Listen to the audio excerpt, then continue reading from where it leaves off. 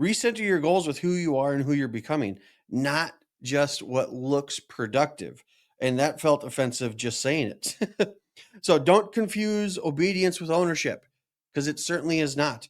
Don't confuse structure with soul. Just because you're obedient to your list doesn't mean you own your list. Just because you're obedient to your task doesn't mean you own the task. Does it fuel your soul? Does it fuel your purpose? Discipline should make you sharper, not emptier. And I want you to build from where you are, or you'll grind yourself into someone you don't even recognize. Welcome to DFW Grit. I'm Dr. James Taylor, and I'm your host, and this is more than just a podcast. We dive into the stories of the movers, the shakers, the small business owners, the entrepreneurs, right here in the DFW Metroplex. This is your home for authentic, real stories that prove what happens when you don't back down. Let's get to work.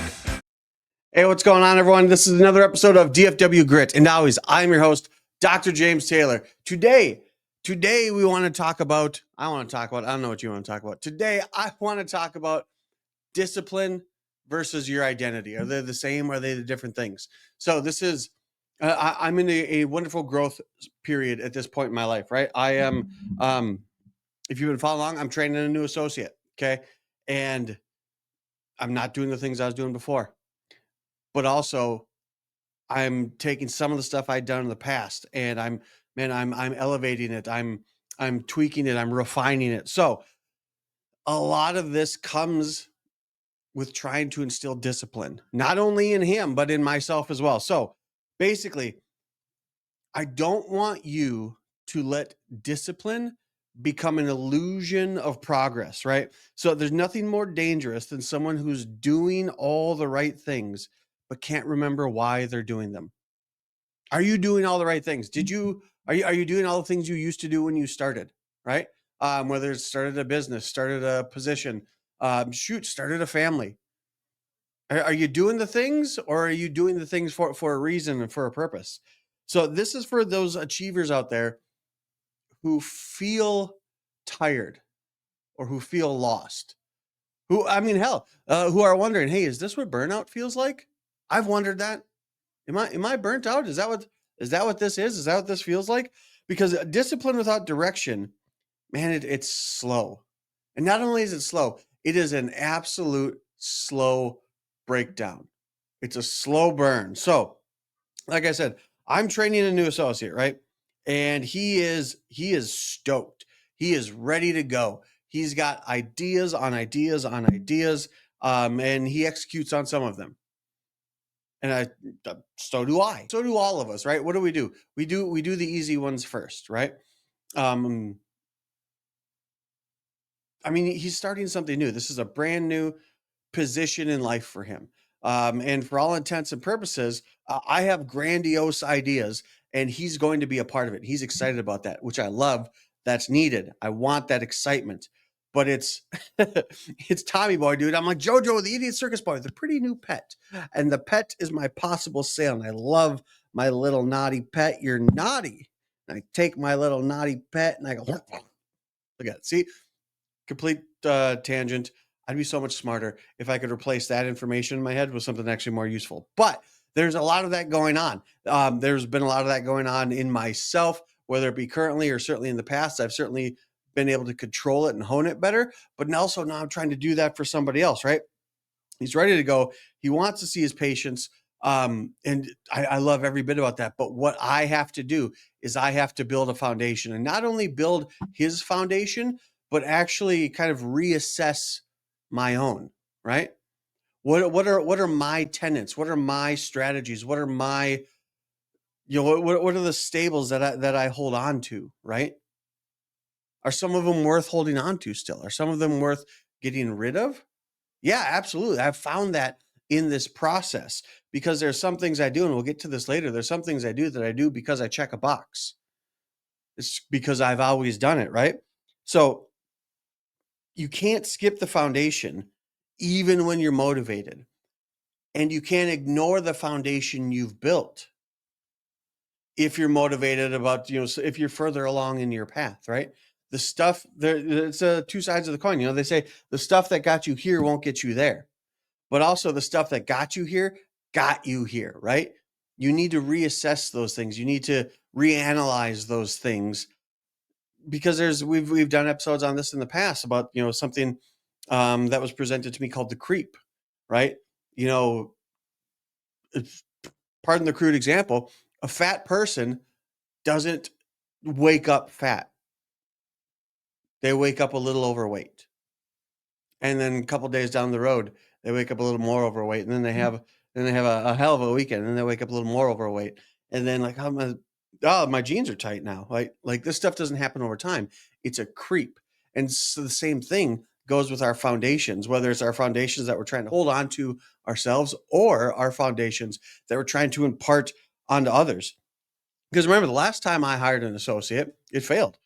He left, went up to Michigan. I didn't create an environment that was good enough for him to stay here, because what I did is I taught reactively.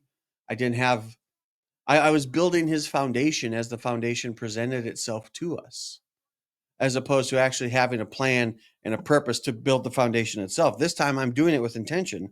And that doesn't mean stripping him, the new associate, of who he is, because he is a lot like me, but he's also just a lot like himself. I mean, I explained this to him the other day, like between the two of us, there's a Venn diagram, and there's a lot of commonalities there in the middle, but the stuff on the outsides is the stuff that's me, and there's the stuff that's him. And I want to make sure he doesn't lose him, because if he loses him, he's not going to have fun doing this for the rest of his life, or at least till he decides to retire.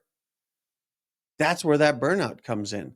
There's definitely been times in this growth process of my own that I wasn't having fun. Like I said, I was checking boxes. I was doing things that I had always done. So it's the whole identity driven discipline versus that check the box habits. Like there's the identity is the person who does what they want to do and enjoys when they're doing it, even if it's the crappy things. I've talked in the past too about drudgery. You have to find joy in drudgery, because even though you're building something, great and wonderful, again, business, family, or what have you, there's going to be parts of it that you don't want to do. But if you look at the end goal, if you look at, where this whole thing is headed as part of your identity, then it's a lot easier to get those things done, versus if we're just checking these boxes just to say we did them, just to get through this kind of stuff. A checklist driven discipline is literally just that. It's that I need to get through this. I need to get through this. Oh, I need to make sure this is done. Hell, even just saying it to you right now, that sounds terrible. That sounds miserable, and it sounds boring. Just this checkbox. Every Mondays I do this, Tuesdays I do this, Wednesdays I do this. Now, again, this is a multi-sided, multifaceted coin.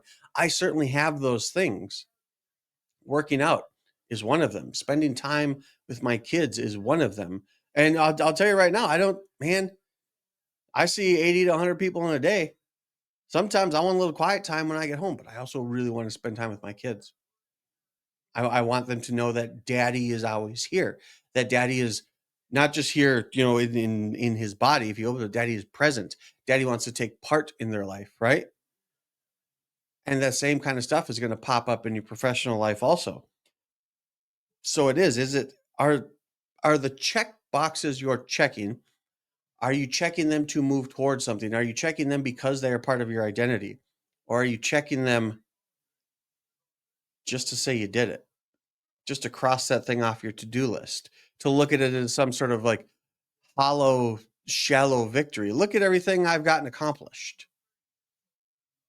But what was it for? Did it get you closer to that final end goal?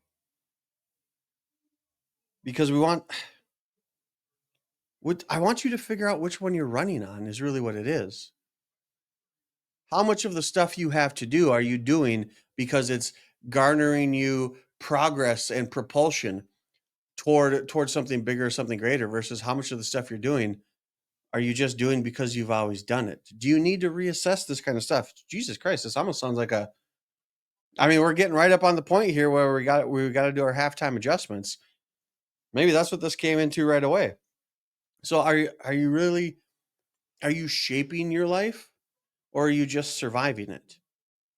Because those are two vastly different things, but they can look eerily similar in the day to day. So what I want you to do, this is for the leaders out there, check your systems, whether it be the systems in your office, the systems in your business, or even just the systems in your life. Are they building you? Are they empowering you? Or are they erasing you? Do they give you an identity that you love and hold right now true to yourself, or an identity that you're trying to grow into? Or is it erasing you? Because those are two entirely different things also. It's just the thing, well, why do you do this? Because I do this. But why? For the doer, for the guys who just, and girls, who just like to get those things done, because I fall into that camp as well. And I do take pride in the amount of stuff I can get done in a day. I've brought this up time and time again. Are your habits aligned with the future version of you, or are you mimicking somebody else's playbook? Because what built them might not necessarily be building you. Let the discipline build you, certainly, but don't let it bury you. Is it the identity you're going for? Is it helping, like I said, propel you to that penultimate goal, to that final stage, if you will? So this has been nice and short and sweet. I want to give you a call to action. I want you to audit your routine this week. Hell, I want you to check your screen time this week. Check your screen time on your phone, because that's part of your routine that you just fall into. It's a box that hell, even myself some days that I unwillingly or unknowingly check, and I don't realize it till it's too late, right? So audit your routine. What part of it actually feels like you? If you've got a team around you, ask you, what part about this job makes them feel alive? Are they checking boxes? Or do they have an identity, and do they have a stake in it? Recenter your goals with who you are and who you're becoming, not just what looks productive. And that felt offensive just saying it.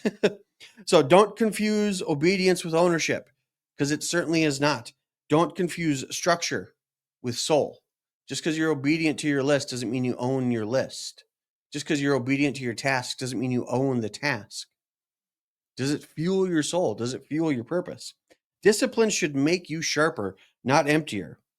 And I want you to build from where you are, or you'll grind yourself into someone you don't even recognize. As I say that out loud, man, I think that's what burnout probably feels like. And I haven't gotten there, but I've certainly grounded myself in the past. So I liked it, man. I'm not gonna lie, that came out better than I thought it was going to. Don't get me wrong. I think everything I say is great and wonderful, and I think y'all need to hear it. Y'all, look at that. I'm becoming a Texan. I think y'all need to hear it. But equally, man, I listen to the stuff that comes out of my mouth too. Old me didn't. Got yelled at all the time when I was a kid. You got to think before you talk. Still, I stumble across that every now and then. But I take just as much out of this. Like I said, that came out better. That came out better than I anticipated. And I anticipated it to be good.